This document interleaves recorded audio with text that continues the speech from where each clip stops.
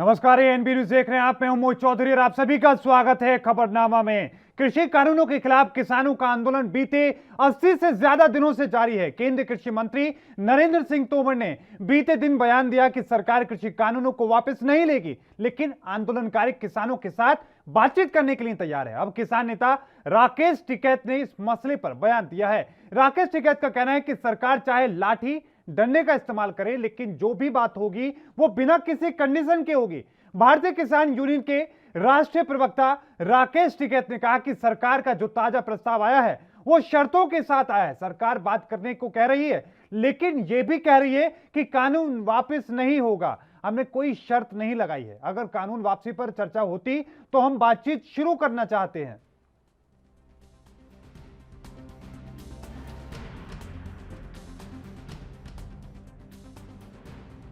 दूसरा, आप सबको ध्यान में है और मैं किसान आंदोलन से जुड़े हुए मित्रों को भी कहना चाहता हूँ। आम तौर पर ये कहा जाता है कि नए कानून आए उससे एपीएमसी ख़त्म हो जाएगी। आप सबके ध्यान में है कि भारत सरकार ने जो कुछ भी समय समय पर कहा है उसको करने का सदप्रयत्न किया है, और जो घोषणा बजट में भारत सरकार की होती हैं उनको भी क्रमशः हम पूरा करते हैं। जब इस बार बजट आया था तो ये कहा गया था कि मंडियां समाप्त नहीं होंगी, मंडियों को और मजबूत किया जाए।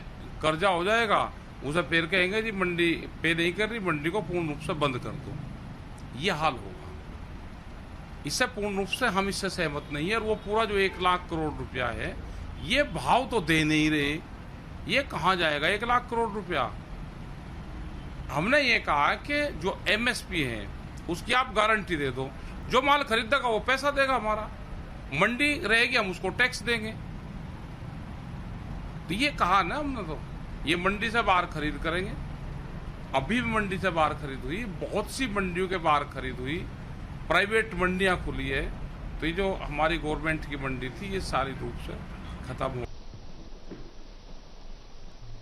किसान आंदोलन से संबंधित जो यूनियन हैं उनको मैंने एक बार नहीं अनेक बार यह कहा है कि कानून को रिपील करने के अतिरिक्त कोई भी प्रस्ताव वो लेकर हमारे पास आए, हम उस प्रस्ताव पर चर्चा करने के लिए तैयार हैं। दूसरा, हमने हमेशा किसान आंदोलन के साथ संवेदनशील रवैया अख्तियार किया है। हमेशा किसानों का सम्मान मोदी सरकार के मन में है। लगातार हमारी कोशिश है कि किसान समृद्ध हो। ये है। और बातचीत का जहां तक सरकार का है, बातचीत वही कर लो। बातचीत तो आपने 6 महीने से नहीं करी। आपको जब मन करता हो सरकार को, जब बातचीत शुरू कर ले, हम बातचीत के लिए। जो बाहर सस्ते में अनाज खरीदता है वो अनाज कहाँ जाता है?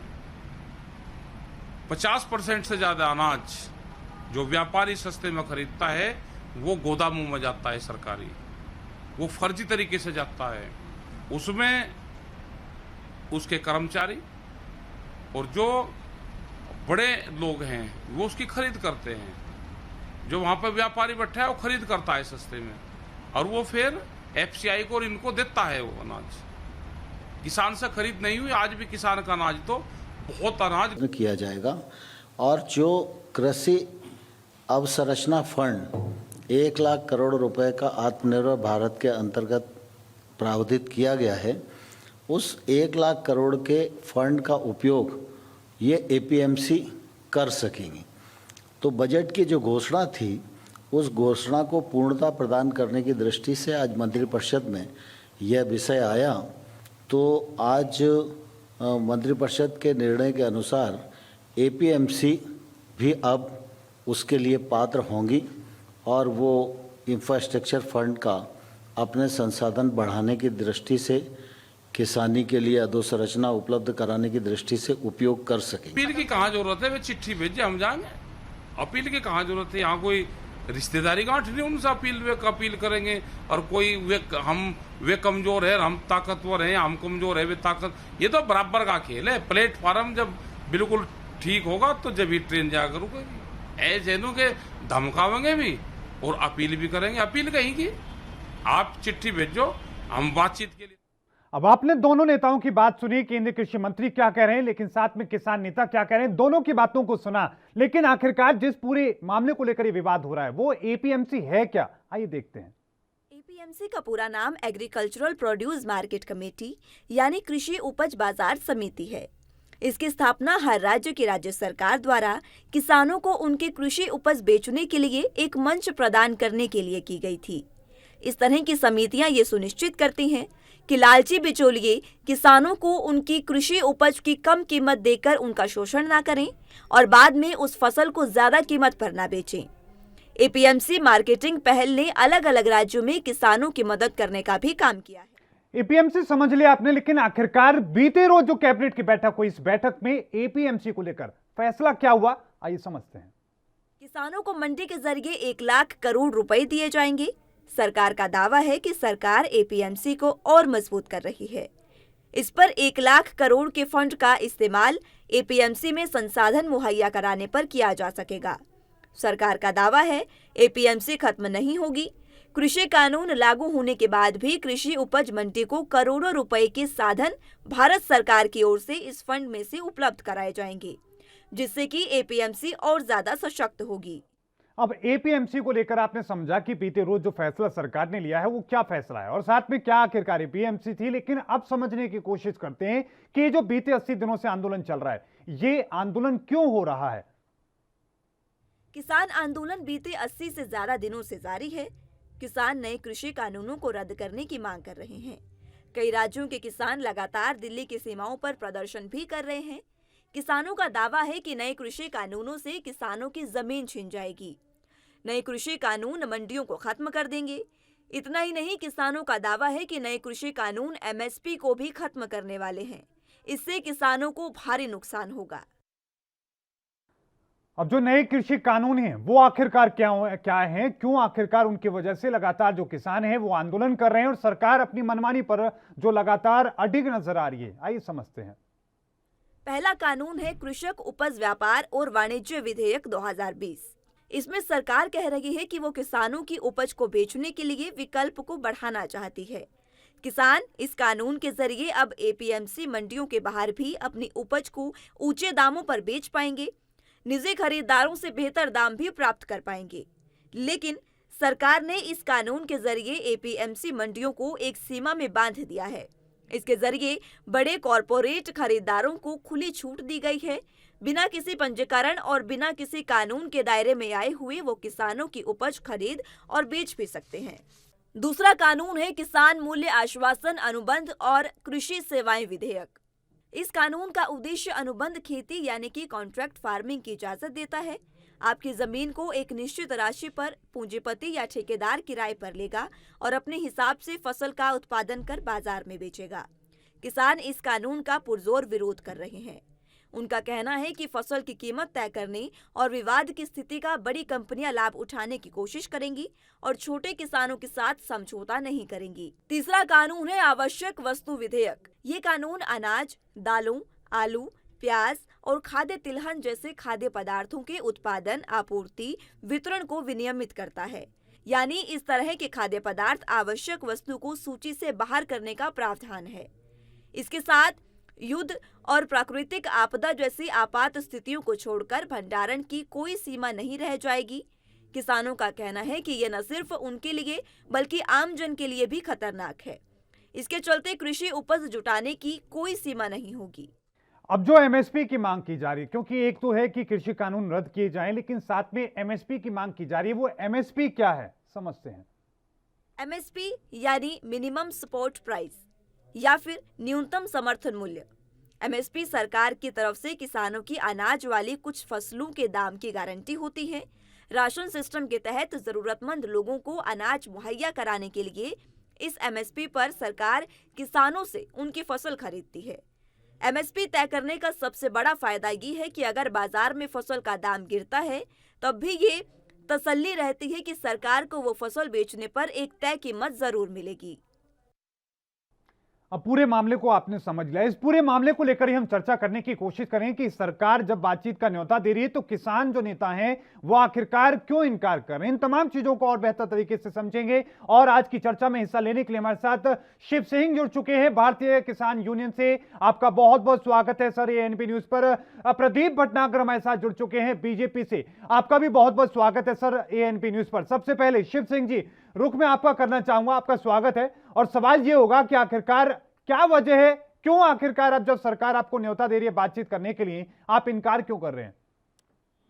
देखिए, 12 दौर की बात सरकार से पूर्व में हो चुकी है, लेकिन सरकार पूरी तरह से पूंजीपतियों के मकरजाल में है, उनके गोद में सो रही है।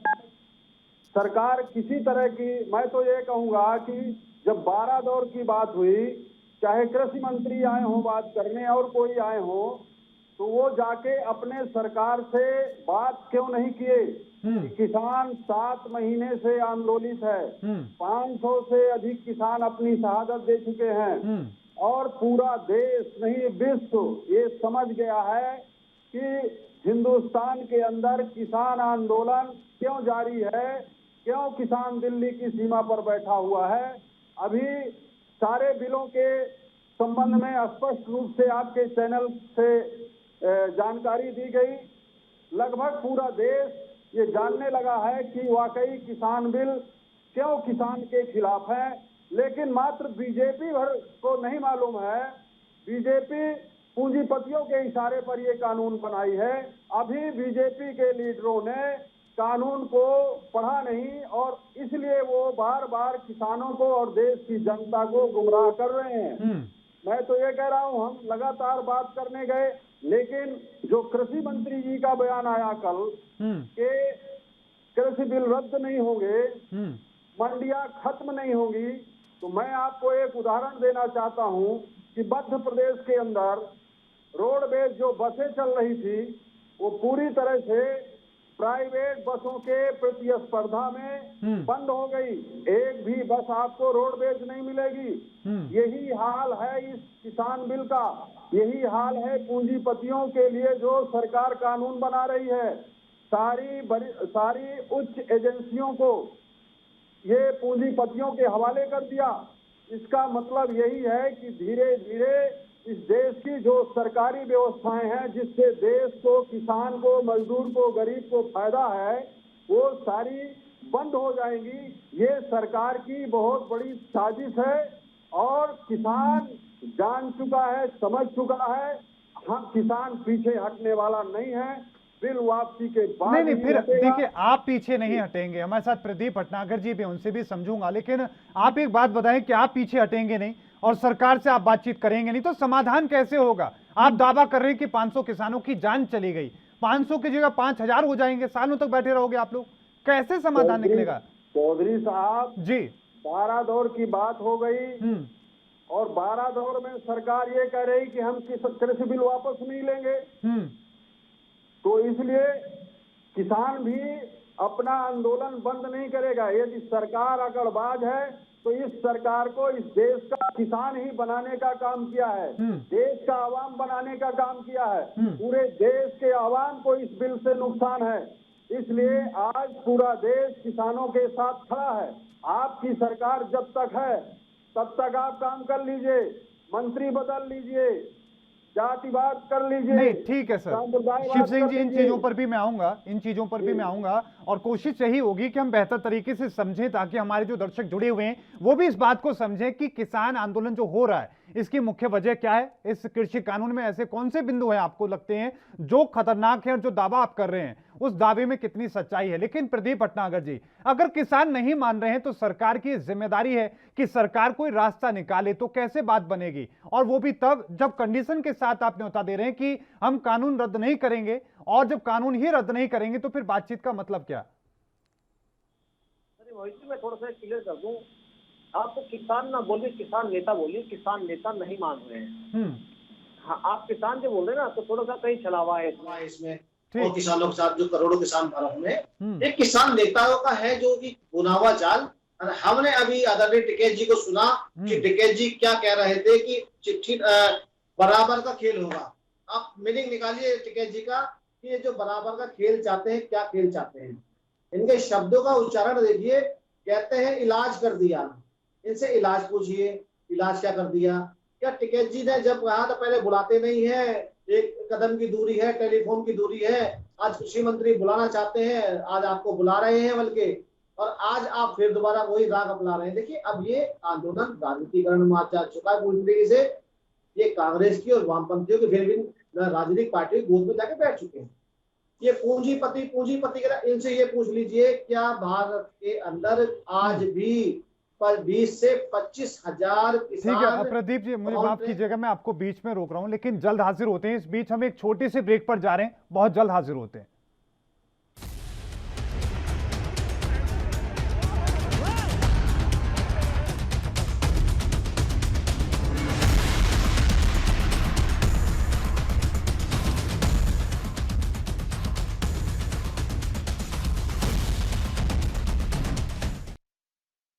ब्रेक के बाद एक बार फिर से आपका स्वागत है। लगातार दोनों मेहमान हमारे साथ बने हुए हैं और कोशिश यही समझने की कि आखिरकार जब बात नहीं होगी तो इसका समाधान कैसे होगा। प्रदीप भटनागर जी, रुख में आपका करना चाहूंगा फिर से, और सवाल यही होगा, अगर किसान आंदोलन जो चल रहा है वो नहीं, अगर बात तैयार होता है तो बातचीत करने के लिए, तो रास्ता कैसे निकलेगा, समाधान कैसे निकलेगा? देखिए पहली चीज, मैं पहले भी एक क्वेश्चन आपके माध्यम से किसान नेताओं से कर चुका हूं कि आपका आज के टाइम में जो किसान, ये जो आपका संयुक्त मोर्चा है, कितने लोग हैं? ये लोग 10 के या 6 की संख्या में क्यों नहीं जाते बात करना है? आपका पैदल छोटा क्यों नहीं हो सकता? क्या बाकी नेताओं की क्या उपलब्धियां कम हो जाएगी?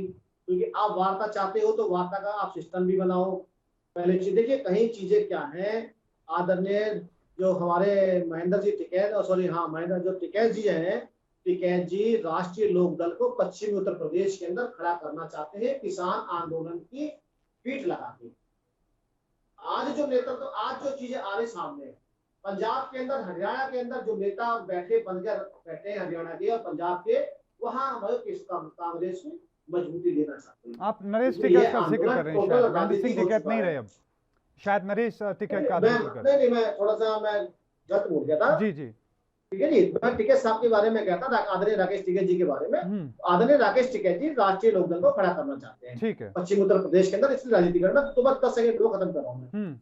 अगर देश के कृषि मंत्री ने अब धरातल पे, आप कह रहे जी उड़ रहे हैं, इनकी हवा निकाल दी, ये निकाल दी। आज देश का कृषि मंत्री आपको निवेदन कर रहा है, आपको हाथ जोड़ के आपसे कह रहा है कि आइए फिर बात करते हैं, बैठ के आपके मुताबिक बात करते हैं। मगर कृषि मंत्री ने पहले भी कहा, अभी भी कहा कि भाई जो भी ये बात करेंगे हम समन्वय करेंगे, मगर आप ये कानून को खत्म करने के विषय में ना करें।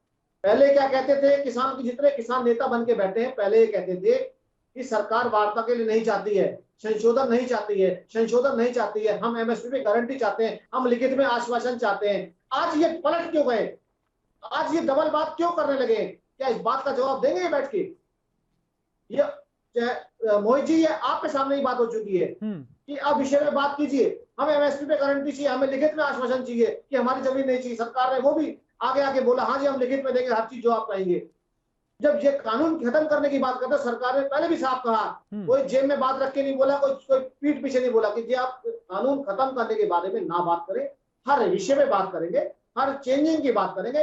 फिर काय की दिक्कत आ रही है? आप क्यों नहीं वार्ता के लिए बैठना चाहते? राकेश टिकैत उन्होंने साफ ये कहा सर कि ये जो कंडीशन है कि हम कानून रद्द नहीं करेंगे। फिर जब बात साफ आप कह रहे हैं कि हम कानून रद्द नहीं करेंगे, तो ऐसी बातचीत का फिर फायदा क्या? 11 दौर की 12 दौर की बातचीत हो चुकी है और उसमें भी लगातार आप लोग यही अड़े रहे कि हम कानून रद्द नहीं करेंगे। उनका ये कहना है जब कानून ही रद्द नहीं करना है तो फिर बातचीत का मतलब नहीं है कुछ। चलिए मैं आपको फिर पुराने ले चलते हैं इनके आंदोलन में। हाँ। तो शुरुआत जहां से हुई थी, जो संयुक्त मोर्चा बना हुआ है जिसमें 40 लोग बहुत जिम्मेदार अपने आप को किसान नेता बताते हैं या बोलते हैं, बातचीत करते हैं, उसमें से कम 10 लोग ऐसे संतुष्ट थे उन चीजों से लेके, मगर कुछ लोगों ने अपने राजनीतिकरण के लिए उसको इग्नोर कर दिया। और ये मीडिया में भी चला और आपने भी चलाया और सुना भी हम लोगों ने। सर कुछ 10 अगर मोर्चे अगर संतुष्ट थे तो कहीं तो कोई बात होगी।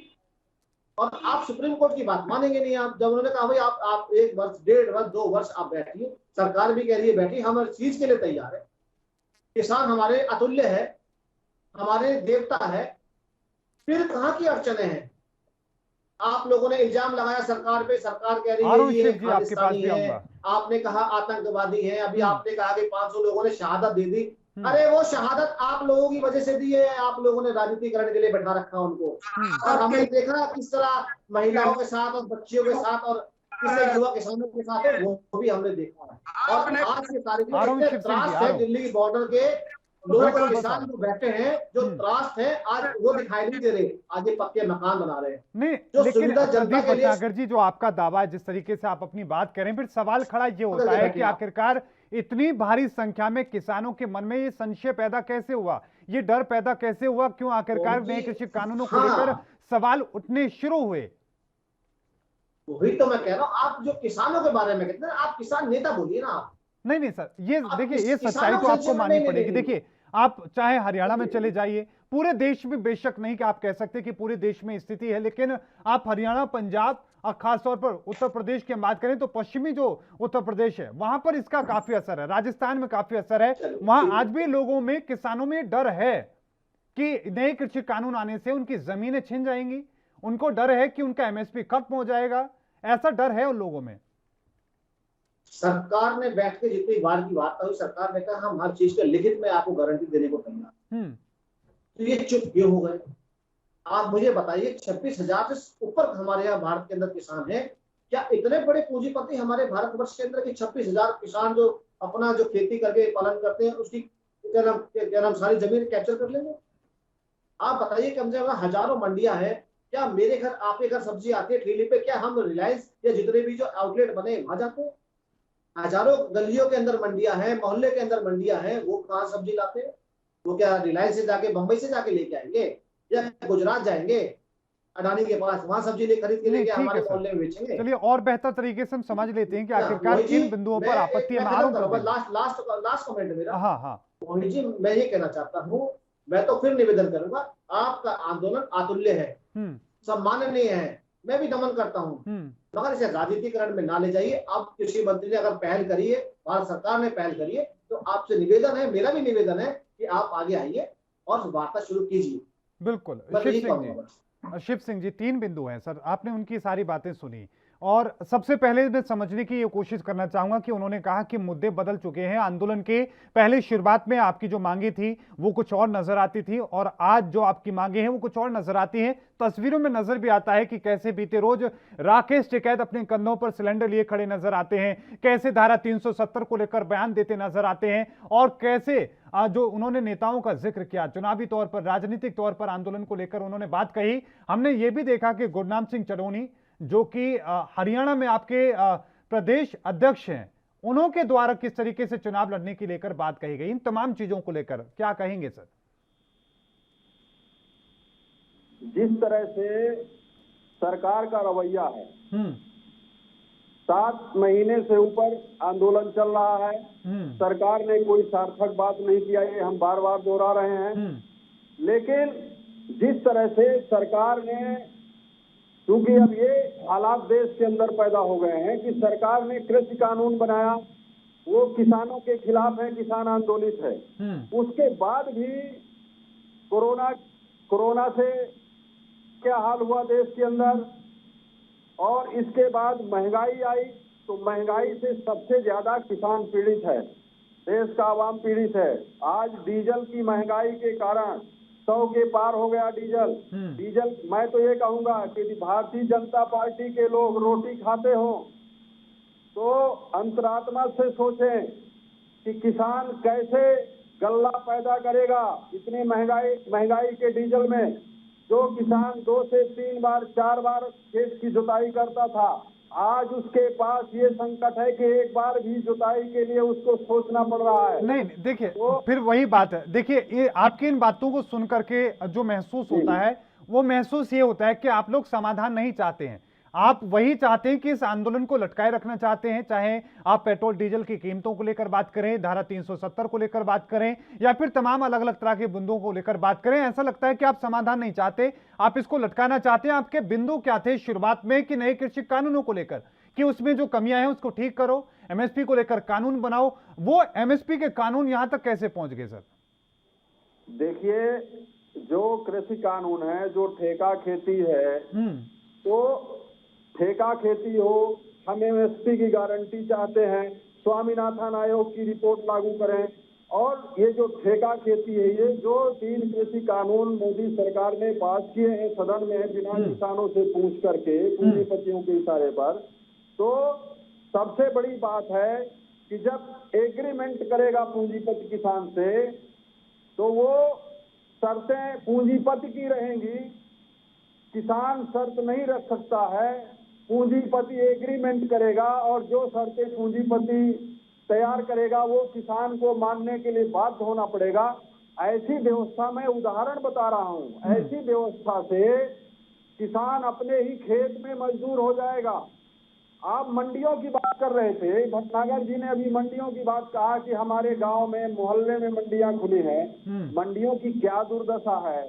मैं तो कहता हूं कि प्रधानमंत्री जी, कृषि मंत्री जी, आप सब आइए। आप कह रहे थे कि आंदोलन केवल हरियाणा, पंजाब और उत्तर प्रदेश में है। मैं तो मध्य प्रदेश के लिए आमंत्रण दे रहा हूं कि आप आइए।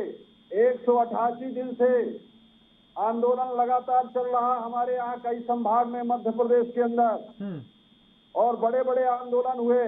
और सर्वे करा लें किसानों से, सरकार सर्वे करा ले। सर्वे से अपने आप मालूम हो जाएगा कि किसान सरकार के इन बिलों के पक्ष में है कि बिलों के विरोध में है। बात खत्म हो जाएगी। और रहा सवाल कि 40-50 लीडर बात करने जाते हैं, उसमें 10 लीडर सरकार के पक्ष में थे, तो वो जो तमाम फर्जी संगठन आपने बनवाया, आपने सबसे पहले सरकार के देखिए ऐसी बात मत कीजिए। देखिए शिव सिंह, देखिए बहुत अनुभवी व्यक्ति हैं आप। नहीं, आप देखिए, आप जो बात आप कह रहे हैं, यही बात तो बीजेपी या सरकार कह सकती है कि भी जो ये लोग जो प्रदर्शन कर रहे हैं, या फिर ये लोग जो हमारे साथ बातचीत करने के लिए आते हैं, ये भी फर्जी संगठन है, वो भी ये कह सकते हैं। तो आप किस आंकलन पर, किस आधार पर आप किसी को फर्जी या फिर सही जो दे पाएंगे? क्योंकि ऐसे बहुत सारे संगठन हैं जो आपके साथ हैं, जो अभी आंदोलन शुरू होने के बाद बने हैं।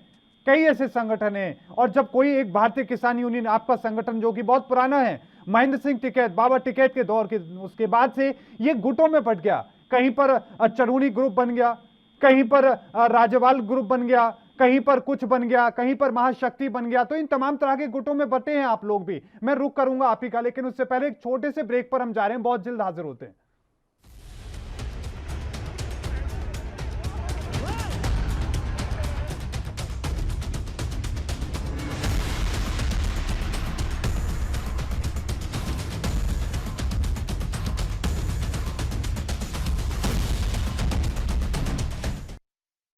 ब्रेक के बाद एक बार फिर से आपका स्वागत है। लगातार दोनों मेहमान हमारे साथ बने हुए हैं। कोशिश यही कि आखिरकार जब कृषि कानूनों को लेकर इतना प्रदर्शन चल रहा है, तो सरकार बातचीत करने के लिए जो तरह की शर्त लगा रही है, उसकी वजह क्या है और क्या इसी तरीके से इसका समाधान हो पाएगा। हमारे साथ दोनों मेहमान बने हुए हैं। शिव सिंह जी, मैं आऊंगा आपके पास, लेकिन उससे पहले प्रदीप भटनागर जी, एक बार फिर से रुख आपका करूंगा। एक बहुत अच्छी बात उन्होंने कही। उन्होंने कहा कि हमें आज ऐसे मोड़ पर लाके खड़ा कर दिया कि हमें पूंजीपतियों की शर्तों को मानने के लिए बाध्य होना पड़ेगा, ये जो कानून है उस कानून की वजह से।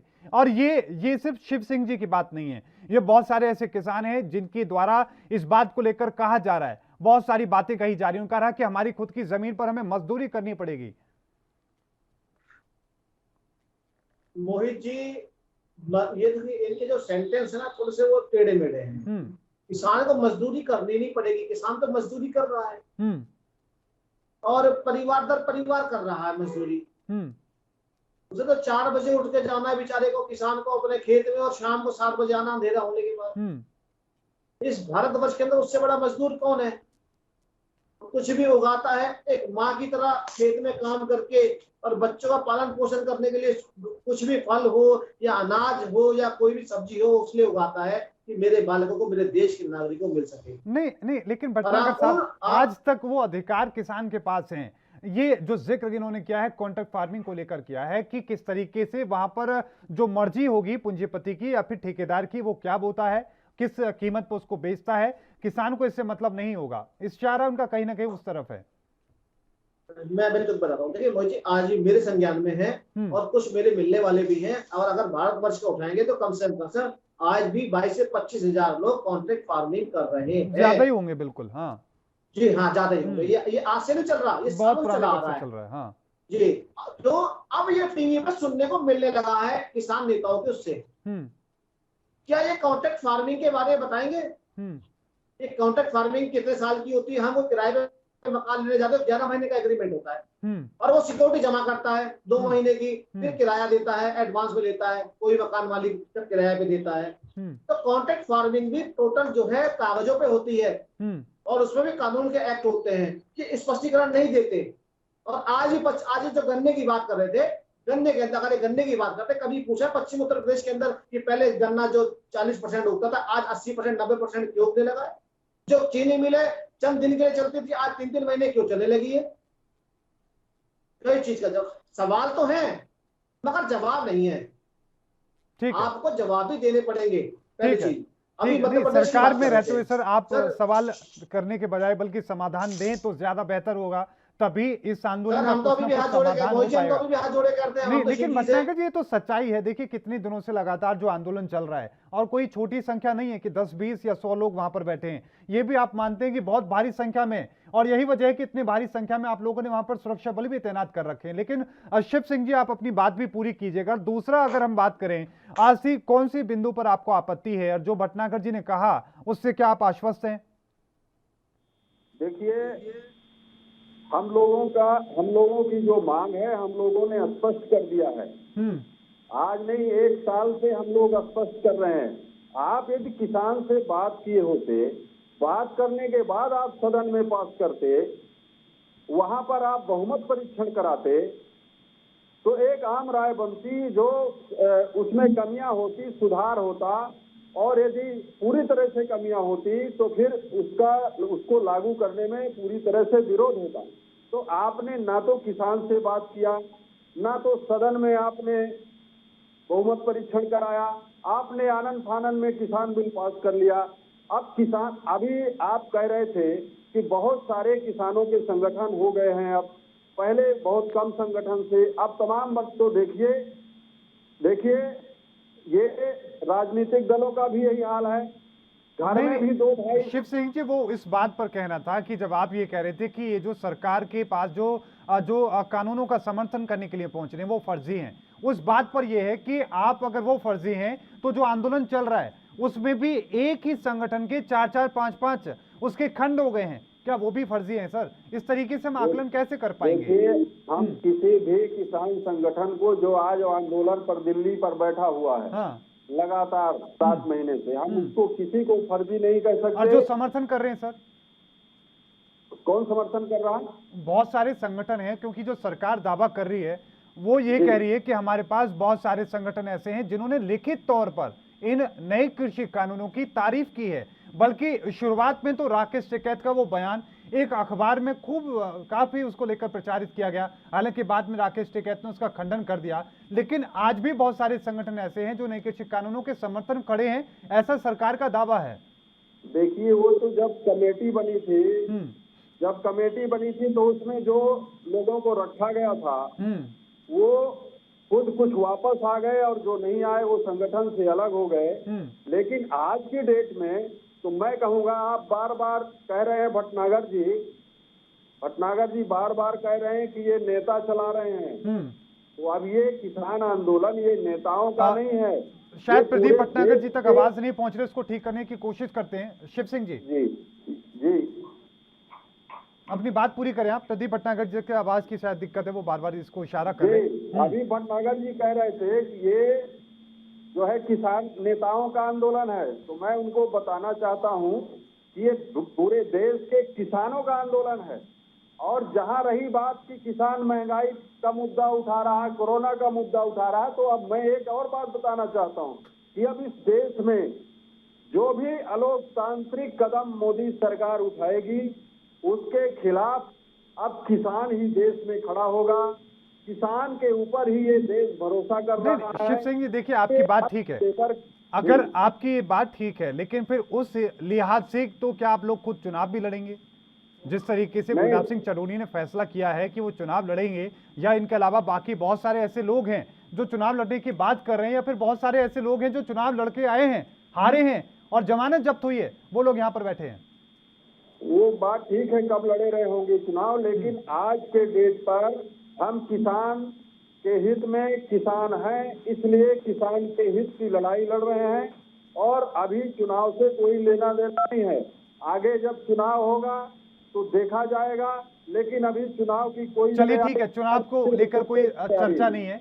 लेकिन शिव सिंह जी, दूसरा बिंदु ऐसा आपको कौन सा नजर आता है? आपका एक बिंदु हमें समझ में आया कि आप कह रहे हैं कि इस तरीके की स्थिति बनती है तो हम अब बाध्य हो जाएंगे। लगातार हमारे साथ दोनों मेहमान बने हुए हैं, मैं एक बार फिर से शिव सिंह जी रुख में आपका करना चाहूंगा, दूसरी आपत्ति क्या है सर, एक बार वो भी बताएं ताकि दर्शक समझें।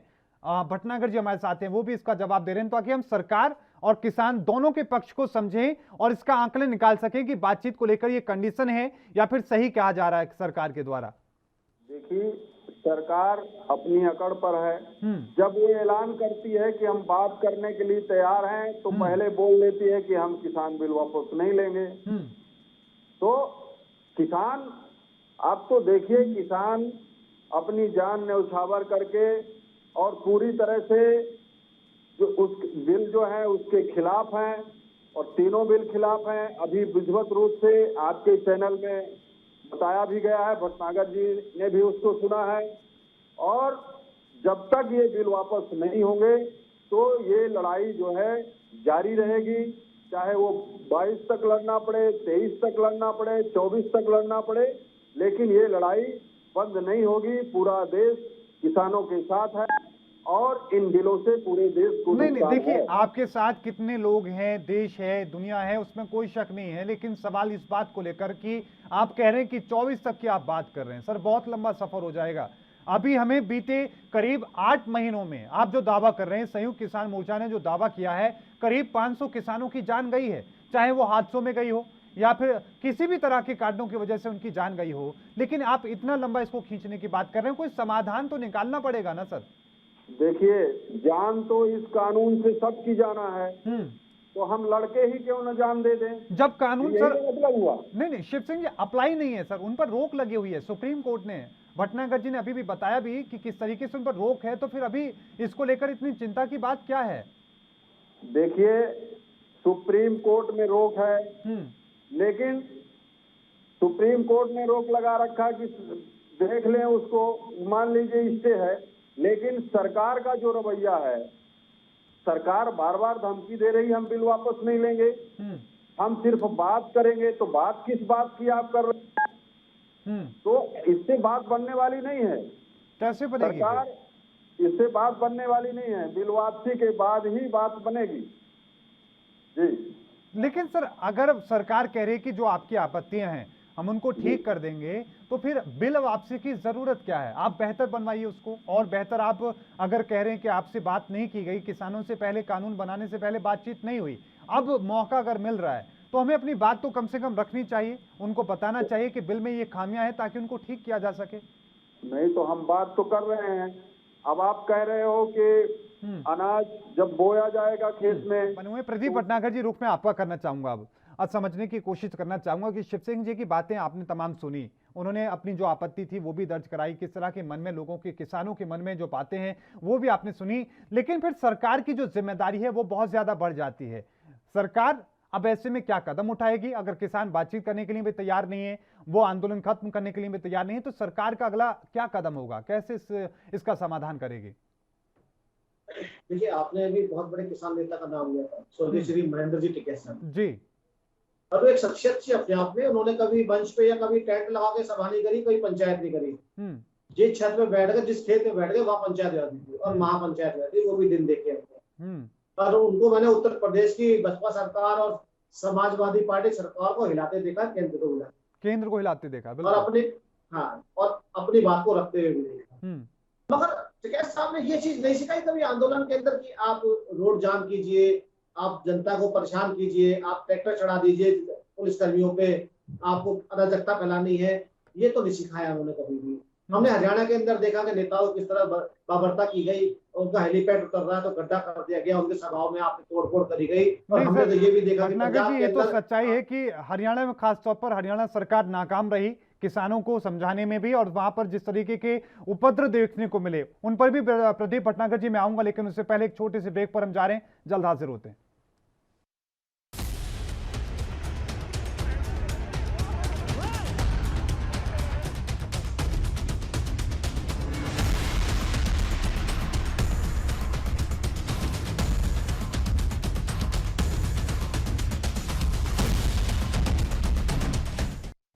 ब्रेक के बाद एक बार फिर से आपका स्वागत है। लगातार चर्चा जारी है, हमारे साथ दोनों मेहमान बने हुए हैं। प्रदीप भटनागर जी, रुक में फिर से आपका करूंगा, और सवाल यही कि हरियाणा में हमने तस्वीर जो देखी उसमें हरियाणा सरकार की नाकामी दिख रही थी, लेकिन जो देश में इतने दिनों से किसान बैठे हैं तो इसमें केंद्र सरकार की भी नाकामी जरूर है, इसको लेकर कोई आपको बात करनी पड़ेगी। आपने हरियाणा सरकार की नाकामी बताई, बिल्कुल ठीक है, मैं उसका भी जवाब देता हूँ। और आपने केंद्र को भी अभी आपने नाकामी के लिए कहा, मैं तो ये पहले ये पूछना चाहूंगा मोदी जी, जो मेरे साथ शिव कुमार जी बैठे ये भी, और आपने जो नाकामी का शब्द जो बोला मैं तो आपसे भी कहूंगा, क्या किसान आंदोलन के उपद्रव के लिए, हिंसा के लिए बना था, या अपनी बात को या सरकार से कोई चीज मांगने के लिए बना था? सच्चाई है बिल्कुल। पहले चीज, क्या किसानों में हिंसा लिखी थी, क्या हिंसा करनी है हरियाणा के अंदर? आपको हेलीपैड करना, आपको गाड़ियां तोड़नी है, जनता की भी गाड़ियां तोड़नी है, आपको पंजाब में जो विधायक जा रहा है तो आप उसे कपड़े फाड़ के बिल्कुल नंगा कर दिया, आप नंगा कर दिया, बिल्कुल। क्या किसान, क्या ये किसान अगर स्वच्छ है आपका किसान आंदोलन, और मैं स्वच्छ मानता भी हूँ, ये कौन सा वाला आंदोलन है, थोड़ा ये भी तो बता दीजिए ना, कि जिस टेंट वाले ने वो टेंट जो लगाया था, पंडाल लगाया था नेताओं के लिए, उसकी क्या गलती थी? जो उसका टेंट में आग लगा दी, उसको काट दिया, कुर्सी तोड़ दी, उसकी क्या गलती थी, पहले ये बताइए। और जिस गरीब ने वो हेलीपैड बनाया, जिसके उसको उखाड़ दिया गया, फेंक देगा, वो क्या गलती थी उसकी, बताएंगे आप? उस विधायक की क्या गलती थी, वो रिबन काटने गया, जनता की समस्या सुनने गया, आपके कपड़े फाड़ दिए, उसकी क्या गलती थी, बता दीजिए। ये कौन सा वाला आंदोलन था, थोड़ा इसका भी बताइए। ये जो एमएसपी की बात करें, ये नहीं पता पूरे प्रदेश के अंदर जितने भी जो प्रदेश की सरकार है एमएसपी पे 4 महीने से अब 5 महीने खरीदारी कर रही है, ये क्यों नहीं बताते? अगर एमएसपी नहीं है तो एमएसपी खरीदारी कैसे हो रही है, उन रेटों पर खरीदारी कैसे हो रही है, बताते क्यों नहीं है? पंजाब सरकार क्यों एमएसपी पे क्या नाम फसल खरीद रही है? राजस्थान क्यों खरीद रहा है? केरला क्यों खरीद रहा है? दिल्ली क्यों खरीद रहा है? क्या दिल्ली के किसान देखे आपने? उनको एमएसपी गारंटी नहीं मिल रही है, उनकी फसलें सड़ रही हैं। तो दिल्ली के जो बाहरी क्षेत्र में किसान है, करीब करीब 500 टन गेहूं पड़ा है जो दिल्ली सरकार खरीद नहीं रही है। क्या उन्होंने आंदोलन कराया आपने उनके लिए? और बड़ा बड़ा आर्टिकल सारे पूरे राष्ट्रीय अखबारों ने छापा है। कहाँ गया आपका आंदोलन? आप बंगाल तो जाते हैं मगर सिंदूरे किसानों से नहीं मिलते हैं। आप आंदोलन तो स्वच्छ कीजिए ना। आपकी मंशाएं ठीक है, हम तो आपकी मंशाएं बहुत अच्छी समझते थे कि आप बहुत अच्छी मंशाओं से आंदोलन कर रहे हो सकता है सरकार में कमी हो सकता है कानून में कमी हो। जैसे जैसे दिन बढ़े हमने भी पढ़ा, इन्होंने भी पढ़ा और जनता ने भी देखा, जनता ने भी बहुत सहयोग दिया कि नहीं किसान ठीक है और किसान आंदोलन बिल्कुल ठीक और स्वच्छ है गंगा जी की तरह। ठीक है सर। मगर चलते चलते चलते हमने किसान आंदोलन का प्रारूप देखा, किसान नेताओं की हमने निगाहें देखी और आज ये किसान आंदोलन पूरा राजनीतिक रण में तब्दील। ठीक है, आप बहुत गंभीर बात कह रहे हैं, लेकिन कुछ चीजें हैं जिन पर सवाल उठने लाजमी भी हैं और भी सवाल आपसे पूछने हैं, लेकिन उससे पहले शिव सिंह जी जवाब देना चाह रहे हैं इस पर। और सवाल शिव सिंह जी आपसे भी ये होंगे कि हमने तस्वीरें देखी हैं कि किस तरीके से एक राज्य के मुख्यमंत्री के हेलीपैड को उतरने नहीं दिया जाता, किस तरीके से एक डिप्टी सीएम के कार्यक्रम में वहां पर भारी संख्या में भीड़ पहुंच जाती है और उसके बाद वहां पर हंगामा खड़ा करना शुरू कर देती है। हमने देखा है कि किस तरीके से नेशनल हाईवे को कई कई महीनों के लिए बाधित कर रखा है। लोगों की जानें गई हैं सर, दोनों तरफ से गई हैं, लेकिन क्या बाबा महेंद्र सिंह टिकैत ने कभी सोचा होगा कि उनके बेटे के द्वारा या फिर उनके अपने लोगों के द्वारा, किसानों के द्वारा इस तरह का आंदोलन होगा? कभी सोचा होगा? दुख होता होगा आपको सर इस पर? देखिए चौधरी साहब, अभी भटनागर जी कह रहे थे कि किसान उग्र रूप अपनाए हुए थे, तो मैं ये बताना चाहता हूं कि भारतीय जनता पार्टी की सरकार चीन से नहीं लड़ सकी, पाकिस्तान से नहीं लड़ सकी और जिस तरह सड़कें खुदवा करके, गुलाबे गड़बा करके, जाल बिछवा करके अरे अरे नहीं, भटनागर आप जी, वहाँ आप देखिए, कह रहे थे ना चीन अभी। को छोड़ दीजिए अपने हाल पे, पाकिस्तान को उसके हाल पे छोड़ दीजिए। आप नहीं, ये बताएं कि आंदोलन में किसने कहा कि आप वहां पर टायर जलाएं, गाड़ी जलाएं? एक सीएम के कार्यक्रम में आप जाकर वहां पर इस तरीके से हंगामा खड़ा करें, सवाल इस पर सर। देखिए ये सरकार का सुनियोजित कार्यक्रम है और मैं बार बार कह रहा हूं कि जब किसान दिल्ली आ रहा था, उत्तर प्रदेश, हरियाणा, पंजाब से जब किसान दिल्ली आ रहा था, तब आपकी हुकूमत ने क्या किया है? क्या कभी आपने देखा? पूर्व में भी सरकारें रही, क्या सड़क कटवा करके किसानों को रोका गया? गुलाबे गड़वा करके, जाल बिछवा करके, बौछारें करा करके, आंसू गैस छोड़ करके, लाठियां चलवा करके, क्या ये तरीका है सरकार का? और कहीं हम किसान से बात करेंगे? देखिए ये पूरी तरह से अलोकतांत्रिक सरकार है और ये सांप्रदायिकता की सीढ़ी पर चढ़ करके आई है, तो इसको मालूम नहीं है किसी का दुख दर्द। नहीं देखिए, शिव कुमार जी, जो आप लाठी की बात कर रहे हैं ना, भारतवर्ष की पूरी मीडिया ने किसानों का कुछ दिखाया है, वाटर कैनन चलाते दिखाया है, बैरिकेड लगाते दिखाया है। आप कोई भी बैठे हैं मोहित जी, अगर किसी पुलिसकर्मी ने कहीं लाठीचार्ज किया हो, अगर लाठीचार्ज किया होता ना, घर में बैठे होते आप लोग। पहली चीज बता दूं आपको मैं। और आप लोगों ने कैसे पुलिसकर्मियों के साथ करा, आपने हरियाणा में, पंजाब में, वो बताएंगे आप? लाठियों चार ने मिलकर लाठियों ने मारा है, छह लोगों ने लाठियों ने मिलकर मारा है, किसी के बच्चे को, किसी की बहू के पति को, किसी के बहन के भाई को। तब आप लोग कहाँ चले गए थे? नहीं लेकिन देखिए भटनागर जी, आप जो बात कह रहे हैं, मेरी कोशिश तो आखिर में, क्योंकि हम अंतिम पड़ाव में, कोशिश तो ये थी कि समाधान कैसे निकले, लेकिन तस्वीरें हमने दिखाई हैं सर कि सिरसा में किस तरीके से किसानों पर बर्बरता से लाठीचार्ज हुआ। हमने रोहतक की वो तस्वीरें दिखाई कि कैसे वहां पर सड़कें खोद दी गई। हमने वो भी तस्वीरें दिखाई कि गाजीपुर में कैसे सड़कों के ऊपर इतने बड़े बड़े कीले लगा दी गई, वो तस्वीरें हमने दिखाई हैं। बहरहाल मैं वहां पर नहीं जाना चाह रहा हूं सर, समय की कमी है। भटनागर जी, अंतिम कमेंट के रूप में मैं आपके पास आ रहा हूं, और आखिरकार समाधान कैसे होगा सर, और किसानों से अपील और समाधान, आखिरी कमेंट। मैं अपने किसान भाइयों से और किसान नेताओं से फिर निवेदन करना चाहता हूँ। भारतीय कृषि मंत्री ने, आदरणीय नरेंद्र सिंह तोमर जी ने अगर आपसे आह्वान किया है, बात करने के लिए बुलाया है, तो मेरा निवेदन है आप जाइए, बैठिए, राजनीतिकरण में ना पड़िए। जितने लोग किसान भाई बैठे उनके हित के सोचिए। आपने कहा 500 किसान शहादत पा चुके हैं, कम से कम उनका वास्ता है आपको, उनकी कसम है आपको। सरकार से वार्ता कीजिए।